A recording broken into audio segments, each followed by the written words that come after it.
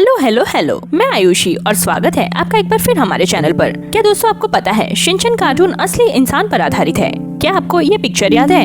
अगर हाँ तो आप गलत हो, लेकिन आपको शिनचैन से परिचय करवाने से पहले मैं बता दूं कि शायद इस शिनचैन की कहानी आपकी आंखों में न आने वाले आंसू भी ला देगी, क्योंकि इस शिनचैन की मौत बचपन में ही हो गई थी। हाँ, मुझे भी इसी तरह शौक लगा था। तो चलिए चलते हैं शिनचैन की इस दर्द भरी कहानी की ओर। शिनचैन कार्टून के लास्ट एपिसोड में आज तक मेकर्स ने बताया ही नहीं कि आखिर कैसे हुई थी शिनचैन की मौत। तो चलिए जानते हैं इसके बारे में हमारे आज के वीडियो में असली शिनचैन की रुला देने वाली कहानी की ओर। कहते हैं एक बच्चे को खोने का दर्द जितना उसकी माँ को होता है शायद ही इस धरती पर किसी को होता हो। और ऐसे ही एक दौर से गुजरना पड़ा मिक्सी नोहारा को, जब उन्होंने अपने बच्चे शिनचैन को खोया, जिसके बाद अपने बेटे के लिए सजाया हर एक सपना उनकी आंखों के सामने चूर चूर हो गया। उन्हें अंदर ही अंदर झंझोड़ कर रख दिया। इसी टूटे हुए सपने को जीने के लिए उन्होंने शुरुआत की एक स्क्रैच पर, जिसमें उन्होंने एक एक करके अपने बीते हुए जिंदगी के खूबसूरत पलों और लम्हों को जीना शुरू कर दिया, जिसमें मिक्सी ने सबसे पहले उस इंसान को डाला जिसके आने से उनकी जिंदगी ने एक प्यारा सा मोड़ ले लिया था।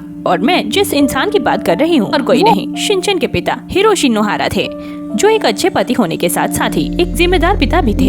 अगर हम उनकी पिछली जिंदगी पर नजर डालें तो इनका बचपन जापान के एक टाउन में बीता था, जहां से उन्हें अपनी स्कूलिंग कंप्लीट कर जॉब की तलाश में शूखा भी पहुंचे थे। और इस शहर की रोशनी उनके लिए बहुत ही बेहतरीन साबित हुई, क्योंकि उनकी मुलाकात हुई बहुत ही बेहतरीन लड़की मिक्सी से।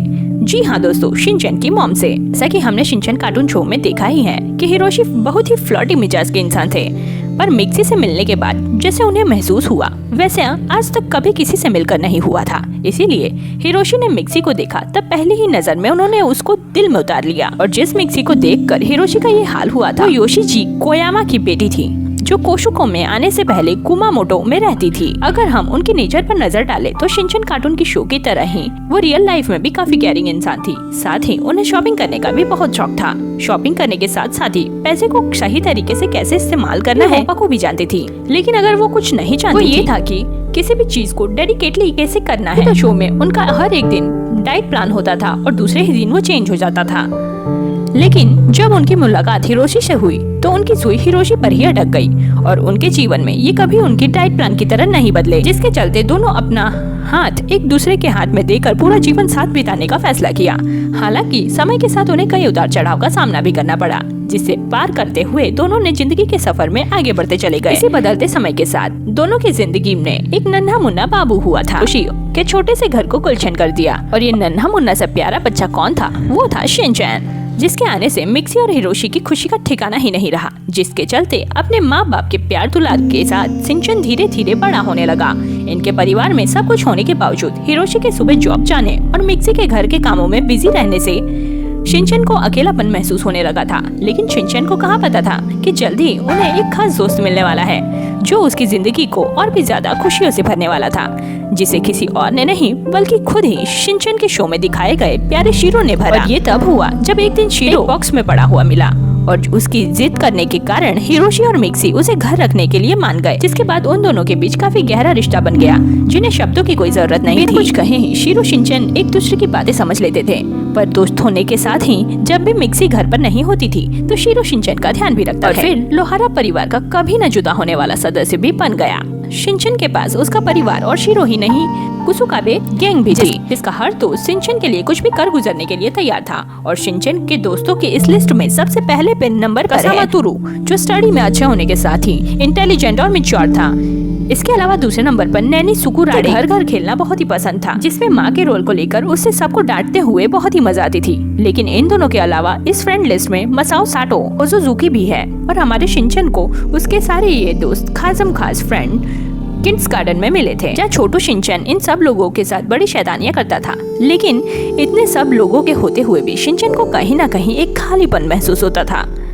वह हमेशा के लिए एक दिन मिट गया जब उसे पता चला कि बहुत ही जल्द उसके घर उसका छोटा भाई बहन आने वाले हैं। शिनचैन को अपने आने वाले भाई बहन के आने के बारे में खुशी मिली थी और उसी समय से वह अपनी माँ को लेकर बहुत ही प्रोटेक्टिव हो गया था, जैसे शिनचैन कार्टून में दिखाया गया है। वैसे ही रियल लाइफ में भी वो कुछ ऐसा ही हुआ था। उसकी मॉम जहाँ भी जाती वह उसके साथ साथ ही जाता। और फिर वो एक दिन आ ही गया जब शिनचैन की बहन हिमावारी का जन्म हुआ और वो इस दुनिया में आ गई, जिसे देखते ही वो बहुत खुश हुआ। और इसी खुशी में वो धीरे धीरे हिमावारी जैसे जैसे बड़ी हुई शिनचैन और हिमावारी के बीच बहुत ही प्यार और बॉन्ड बढ़ता चला गया। अब शिनचैन को भले ही शरारत करता पर उसकी बहन और शीरो का बहुत ही बखूबी ध्यान रखता।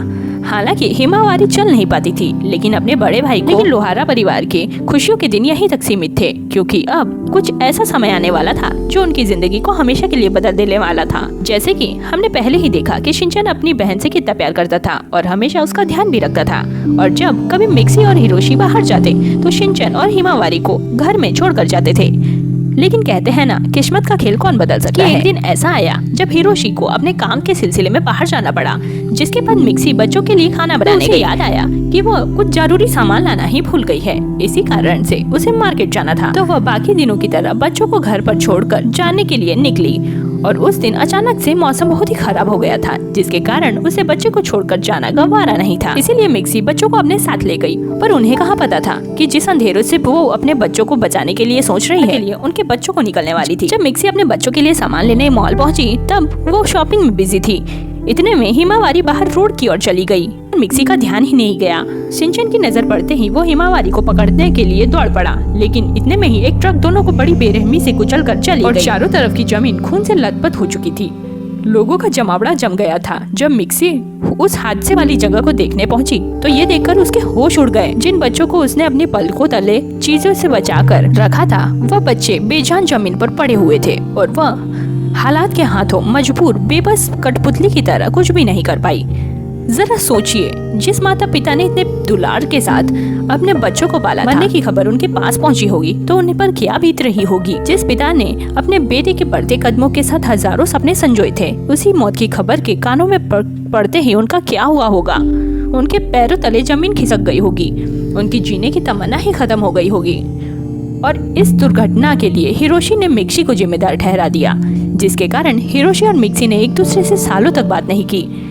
लेकिन एक बच्चे को खोने का दर्द सिर्फ उसकी माँ ही जानती थी, जिसके कारण बीतते समय के साथ चैन का खिलखिलाता हुआ चेहरा ही ज्यादा और दर्द भरा और गहरा हो गया। और फिर वही हुआ जो मैंने आपको वीडियो की शुरुआत में बताया था, कैसे मिक्सी स्केच बनाकर अपने बच्चों की याद में गुम हो गई थी, जिसे देखकर भगवान को भी दया आ गई और इस माँ के दुख को पूरी दुनिया को बताने के लिए पूरे 36 साल के बाद यूएई को मिक्सी के पास भेजा गया, जो एक मेगा आर्टिस्ट थे। और मिक्सी के इस दर्द भरी कहानी को सुनकर उन्होंने फैसला किया कि वो शिनचैन कार्टून बनाएंगे, जिससे वो सबसे पहले जापानीज वीकली मैगजीन में फूटा भाषा पब्लिशर द्वारा 1990 में पब्लिश किया गया। शिनचैन की कहानी दर्द भरी है। क्या सच में ऐसा कुछ हुआ भी था? शायद नहीं, क्योंकि शिनचैन के पब्लिशर कंपनी फूटा भाषा के लेखक का यही कहना था कि शिनचैन के कॉमिक बनाने के पहले यूसिटो बुशाई ने कासायु को लिखा था, जो एक आम आदमी की रोजमर्रा जिंदगी पर बेस्ड था। और किसी ने ये कहानी के लीड कैरेक्टर से इंस्पायर होकर इस बुक के डायरेक्टर ने शिनचैन को जन्म दिया था, जिसके पीछे का कारण यही था कि इन दोनों को शिनचैन की कॉमिक बुक से दुनिया को नॉर्मल जापानीज घरों की एक झलक दिखाई जा सके। तो आपको क्या लगता है, इस बात में कितनी सच्चाई है? अपना जवाब हमें कमेंट में जरूर बताइए। और अगर आप शिनचैन के फैन हैं तो कमेंट में रेड हार्ट स्पैम कर दो, मैं समझ जाऊंगी। शिनचैन के लिए आपका प्यार। वीडियो अच्छी लगी हो तो लाइक और शेयर करके चैनल को सब्सक्राइब करना भी मत भूलिएगा। फिर मिलेंगे किसी और वीडियो में, तब तक के लिए धन्यवाद।